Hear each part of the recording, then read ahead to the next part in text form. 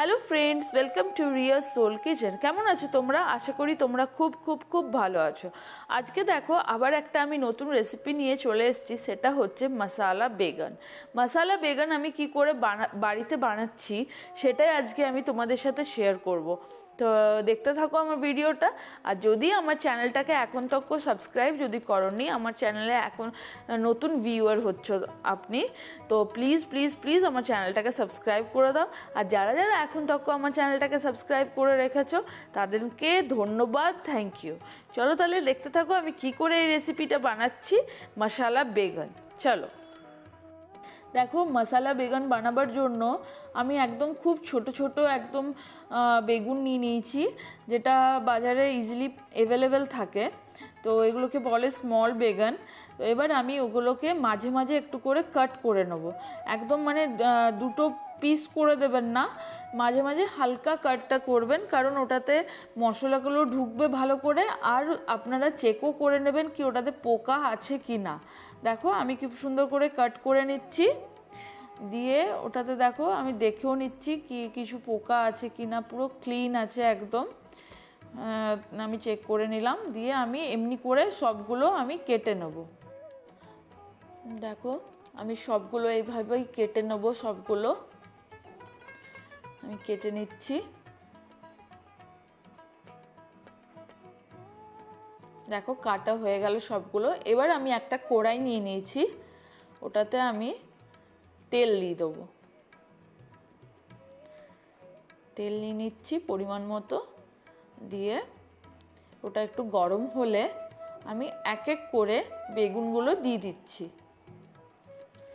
বেগুনগুলো এক এক করে দিয়ে দিলে তারপরে আমি ফ্রাই করে নেবো বেগুনগুলো।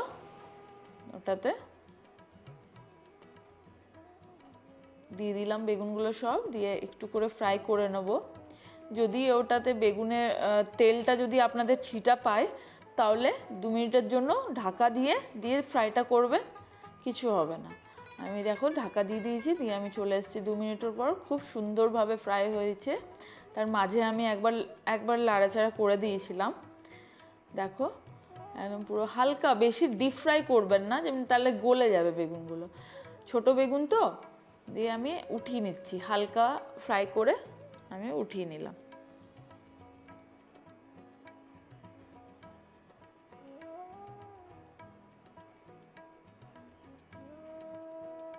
দেখো ফ্রাই হয়ে গেছে। এবার আমি এই সেম কড়াইটাতে, আমার তেল সাফিসিয়েন্ট আছে, তেল আর দিতে হবে না, দিয়ে আমি ওটাতে আমি মশলাটা বানাবো। তার জন্য আমি শুকনো লঙ্কা দিয়ে দিলাম, তেজপাতা দিয়ে দিলাম, আর জিরে পাউডার বলছি, গোটা জিরা দিয়ে দেবো। গোটা জিরা দিয়ে দিলাম,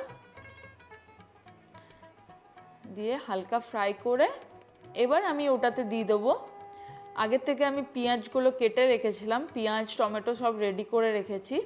তো আমি পেঁয়াজটা দিয়ে দিলাম, একদম ছোট ছোট চপটা করবেন ভালো করে, একদম একদম ছোট ছোট কুচিয়ে রেখেছিলাম আমি কেটে, দিয়ে দিলাম ওটাতে। দিয়ে আমি ভালো করে ওটা ফ্রাই করব,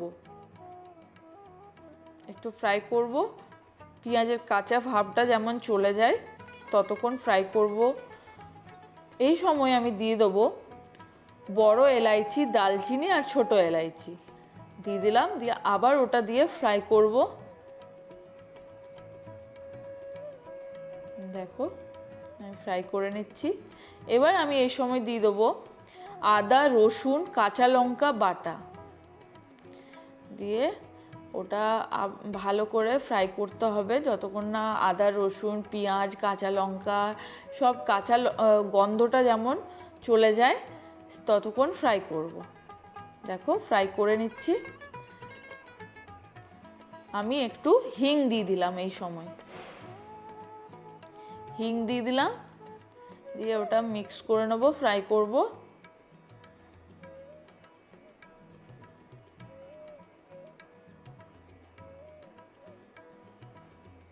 দেখো ফ্রাই করে নিলাম। এবার আমি গুঁড়ো মশলাগুলো দিয়ে দেবো। হলুদ দিয়ে দিলাম, কাশ্মীরি রেড মির্চ দিলাম, একটু শুকনো লঙ্কা গুঁড়ো দিলাম, আর কোরিয়ান্ডার পাউডার, আর কিউমিন পাউডার মানে জিরে পাউডার আর ধনা পাউডার দিলাম, আর একটু গরম মশলা। আর টেস্টের অনুযায়ী আপনারা নুনটা দেবেন, আপনাদের যতটা দরকার ততটা দেবেন নুন। দিয়ে ভালো করে ফ্রাই করব। এই সময় আমি একটু জল দিয়ে দেবো, একটু জল দেব। একটু জল দিয়ে দিলে কী হবে, নিচে মশলাটা লাগবে না কড়াইয়ে।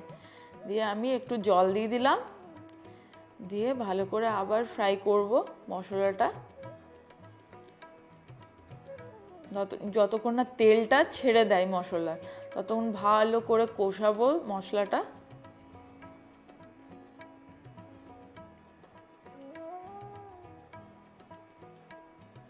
দিয়ে আমি এই সময় টমেটোটা কেটে রেখেছিলাম, টমেটো ওটা আমি দিয়ে দিলাম, টমেটোটা দিয়ে দিলাম, দিয়ে ওটাও ভাজবো।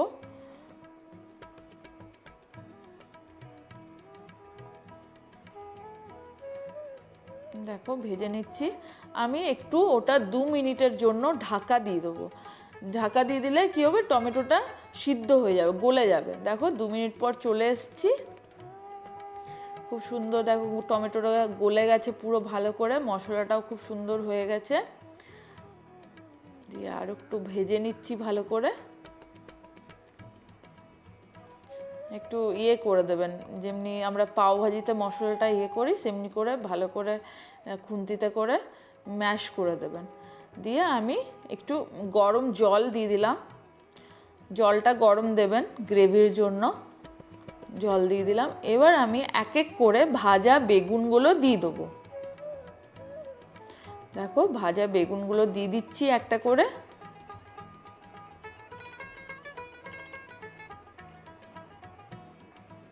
দিয়ে ভালো করে মিক্স করে নেবো, যেমনি মশলার সাথে মশলাগুলো ঢুকে বেগুনটার মধ্যে। দিয়ে আমি 10 মিনিটের জন্য ঢাকা দিয়ে দেবো।